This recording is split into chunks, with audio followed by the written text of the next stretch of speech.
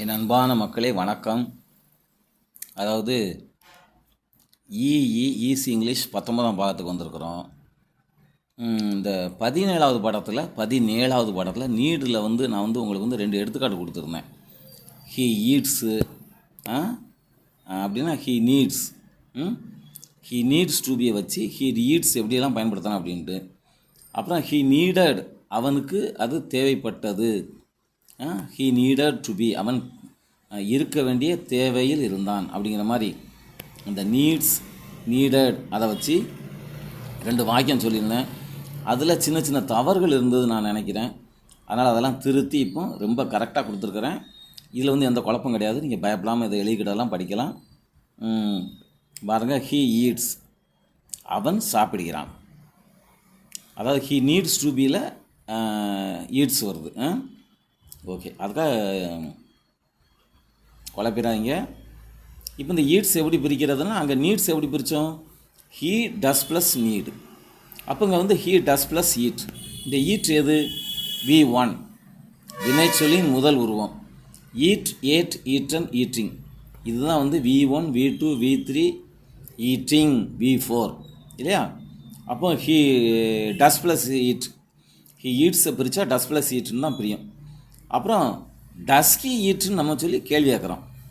டஸ் முன்னாடி வந்துடுது, ஹீ பின்னாடி வந்துடுது. மாற்றி போட்டால் கேள்வி. இது நம்ம 2வது வாய்ப்பாடில் படித்தோம் நான் நினைக்கிறேன், 2வது ஈசி இங்கிலீஷ் 2வது பாடத்தில். அப்போ டஸ்கி ஈட், அவன் சாப்பிடுகிறானா. அந்த டஸ் முன்னாடி வந்துடும், ஹீ பின்னாடி போயிடும். இப்போ அதுக்கு பதில் எஸ், ஹீ டஸ். இதுதான் இங்கிலீஷ் பேசுகிற முறை. ஒரு கேள்வி கேட்டால் இது எஸ்ஆர்னோ கொஸ்டின். டஸ் ஈட், அவன் சாப்பிடுகிறானா, ஆமாவா இல்லையா, இதுதான் எஸ்ஆர்னோ கொஸ்டின். அவன் என்ன சாப்பிட்றாங்கிற எஸ்ஆர்னோ கொஸ்டின் கிடையாது, அது WH கொஸ்டின். அவன் என்ன சாப்பிடுதான், என்னென்ன சாப்பிடுதான், எப்படி சாப்பிடுதான், எங்கே சாப்பிடுதான், யார் கூட சாப்பிடுதான், எத்தனை மணிக்கு சாப்பிட்டான் அப்படிங்கிறதெல்லாம் WH கொஸ்டின். இப்போ டஸ் ஹீ ஈட், அவன் சாப்பிடுகிறானா, அதான் இது எஸ்ஆர்னோ கொஸ்டின். அவன் சாப்பிடுதானா இல்லையா? எஸ், ஆமாம், ஹீ டஸ். அதாவது அந்த கேள்வியில் உள்ள வார்த்தையை போட்டு நம்ம சிம்பிளாக முடிச்சிருக்கோம். எஸ், ஹீ டஸ், அவன் சாப்பிடுகிறான். இப்போ நோ சொல்லணும் அப்படின்னா, நோ ஹீ டஸ் நாட்னு சொல்லலாம், நோ ஹீ டஸ்இன்ட், அல்லது நோ ஹீ டஸ் நாட் ஈட்னு சொல்லலாம். இல்லை, அவன் சாப்பிடவில்லை. இப்போ இந்த சாப்பிடவில்லைங்கிற வார்த்தை கடந்த காலத்துக்கும் குறிக்கும், நேற்று அவன் சாப்பிடவில்லைங்கிறதையும் குறிக்கும், இப்போ அவன் சாப்பிடலை. இப்போ நிகழ்காலத்தில் சாப்பிடுகிறான், சாப்பிடுகிறதில்லை அப்படின்னு போட்டோம்னா என்ன ஆயிரும் அப்படின்னா, அவன் சாப்பிடுகிறதில்லை அப்படின்னா காலையில் அவன் எப்போதுமே சாப்பிடுகிறதில்லை, அது டெய்லி நடக்கிற காரியமாக ஆயிரும். அல்லது அவனுக்கு இந்த குறிப்பிட்ட ஒரு உணவுப் பொருள் அவனுக்கு பிடிக்காது, அதனால் அவன் அதை காலையில் முட்டையை அவன் சாப்பிடுகிறதில்லைன்னா எப்பவும் அவன் சாப்பிட மாட்டான்னு அர்த்தம். ஸோ நிகழ்காலத்துக்கும் சாப்பிடவில்லை தான் நம்ம சொல்லுவோம், பேசும்போது அப்படி தான் சொல்லுவோம். நோ நோ நோ ஹீ டஸ்இன்ட், அவன் சாப்பிடலை. அவன் சாப்பிடுதானாப்பா, இல்லை அவன் சாப்பிடலை, அப்படி தான் சொல்லுவோம்.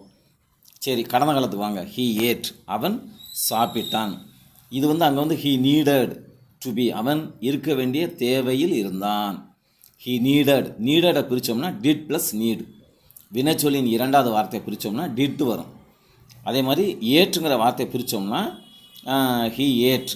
அதை பிரிக்கணும் பாருங்கள், டிட் ஹீ ஈட். இந்த 2வது வரி ஹீ ஏட் அப்படிங்கிற வார்த்தையை பிரித்தோம்னா ஹீ டிட் ப்ளஸ் ஈட். அப்போ டிட்டு எங்கேருந்து வந்தது? டிட்டு ஈட்டு கூட சேர போய் தான் அந்த ஏற்றுங்கிற வார்த்தையை வந்தது.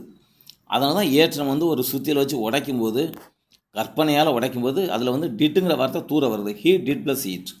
அதை தண்ணியை பிரித்தா H2O வர்ற மாதிரி இங்கே டிட்டு வருது. இப்போ அந்த ஹீ டிட் ப்ளஸ் ஈட்டை நம்ம என்ன செய்கிறோம், டிட்டை தூக்கி முன்னாடி போட போகிறோம். டிட் ஹீ ஈட், அவன் சாப்பிட்டானா அப்படின்னா எஸ் ஹீ ஏட், ஆம் அவன் சாப்பிட்டான். அல்லது எஸ் ஹீ டிட், அதாவது அந்த கேள்வியில் உள்ள வார்த்தையை நம்ம அப்படியே பயன்படுத்துகிறோம். டிட் ஹீ ஈட்ஸில் அந்த டிட்டை தூக்கி எஸ் ஹீ டிட், அப்படின்னாலும் அதுக்கு அர்த்தம் அழகான அர்த்தம் தான். அதான் super English. Yes he ate, ஆம் அவன் சாப்பிட்டான் என்பது கொஞ்சம் லோக்கல் இங்கிலீஷ். அப்புறம் நோ சொன்னோம்னா no he did not eat, இல்லை அவன் சாப்பிடவில்லை. நோ ஹீ டிண்ட், இல்லை அவன் சாப்பிடவில்லை, அதாவது அவன் சாப்பிடலை, இப்போ அவன் சாப்பிடலை. சரியா? ஸோ அந்த மாதிரி டூ வருது, டஸ் வருது, டிட்டு வருது. இதை இப்போ நீங்கள் நல்லா புரிஞ்சுக்கிட்டால் தான் 12 டென்சஸ் படிக்கும்போது ஐ கோ அப்படின்னா நான் போகிறேன். அந்த கோவை பிரித்தா do plus go, I do plus go. அந்த டூவை தூக்கி முன்னாடி போடுங்க, டூ ஐ கோ, நான் போகிறேனா, yes I do, no I don't, இல்லையா? எஸ் ஆமாம் நான் போகிறேன், நோ ஐ டோன்ட், அல்ல I do not, no I do not go, இல்லை நான் போகலை, நோ ஐ டின்ட்டு, இல்லை நான் போகலை. இப்போது இதில் வந்து நீங்கள் வந்து இந்த மாற்றி போட்டோம் இல்லையா, டூ ஐ கோ அப்படின்னா நான் போகிறேனா, இது கூட நீங்கள் வந்து WH வார்த்தை சேர்த்தீங்கன்னா அழகான இங்கிலீஷ் கிடைக்கும். வேர் டூ யூ கோ, அல்ல வேர் டூ ஐ கோ, எங்கே நான் போகிறேன்.